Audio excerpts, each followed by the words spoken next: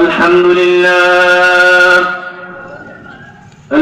لله نحمده ونستعينه ونستغفره ونعوذ بالله من شرور أنفسنا ومن سيئات أعمالنا من يهده الله فلا مضل له ومن يضلل فلا هادي له ونشهد أن لا إله إلا الله وحده لا شريك له ونشهد أن سيدنا وسندنا وحبيبنا ومولانا محمدا عبده ورسوله أرسله بالحق بشيرا ونذيرا وداعيا إلى الله بإذنه وسراجا منيرا أما بعد فأعوذ بالله من الشيطان الرجيم بسم الله الرحمن الرحيم لئن شكرتم لأزيدنكم ولئن كفرتم إن عذابي لشديد وقال النبي صلى الله عليه وسلم الصلاة مفتاح الجنة أو كما قال عليه الصلاة والسلام صلى الله على سيدنا ومولانا محمد وعلى آله وأصحابه وسلم أستغفر الله إن الله غفور رحيم أستغفر الله ربي من كل ذنب وأتوب إليه ولا حول ولا قوة إلا بالله العلي العظيم لا إله إلا الله محمد رسول الله صلى الله عليه وسلم الحمد لله আল answer ইসলামী যুব সংঘ কাটালিয়া উদ্যোগে দ্বিতীয় বার্ষিক ইসলামী মহাসম্মেলন আল্লাহ পাক লাখ লাখ শুকরিয়া যে মহান আল্লাহ পাক রব্বুল আলামিন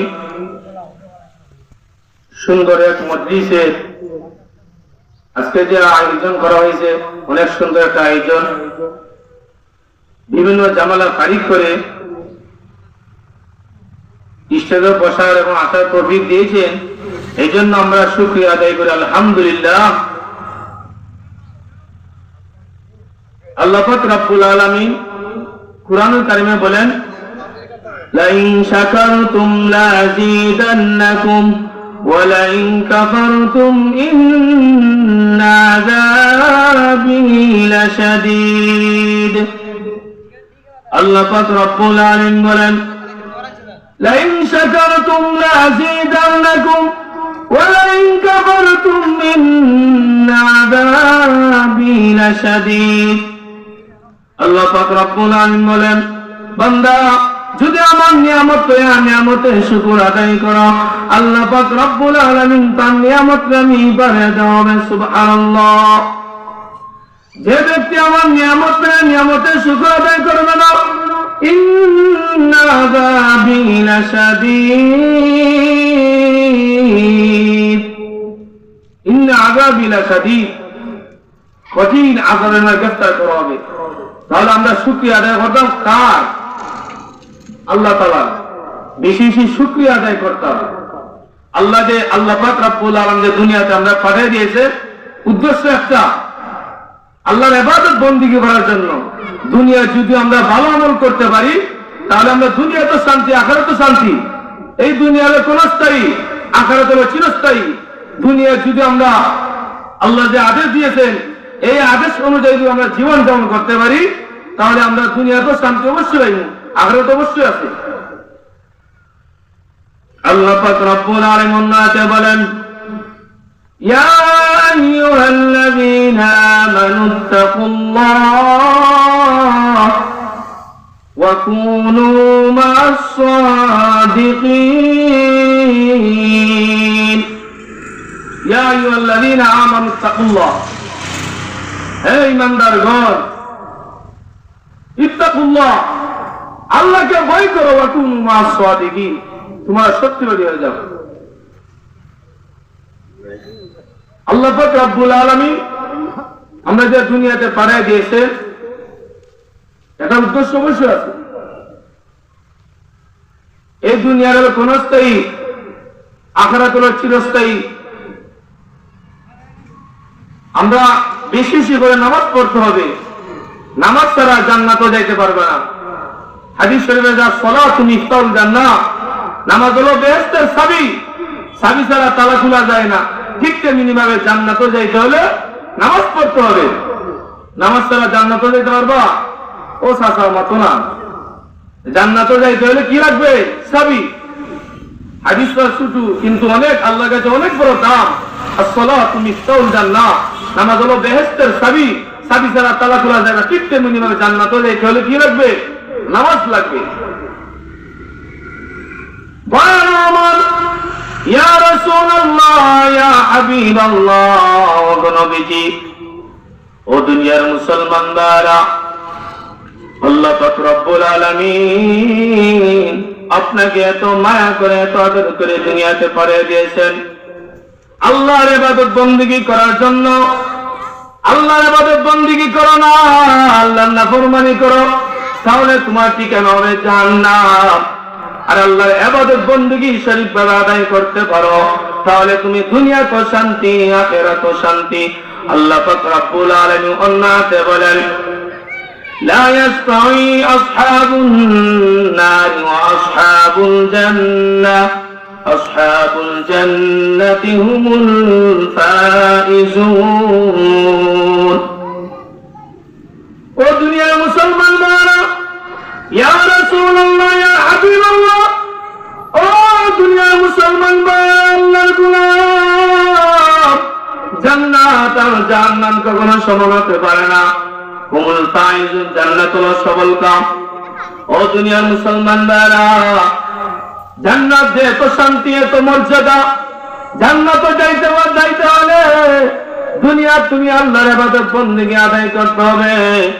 আল্লাহর ইবাদত বন্দেগী আদায় সঠিকভাবে আদায় করতে পারো তাহলে আপনি দুনিয়া তো শান্তি, আখিরাত অবশ্যই শান্তি পাবেন।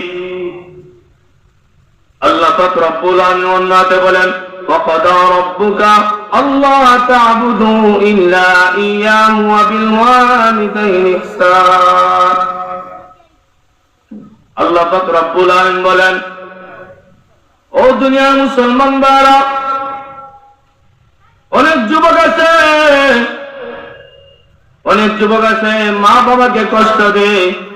ওই মা বাবা হলো তোমার পায়ের সন্তানের বেশ।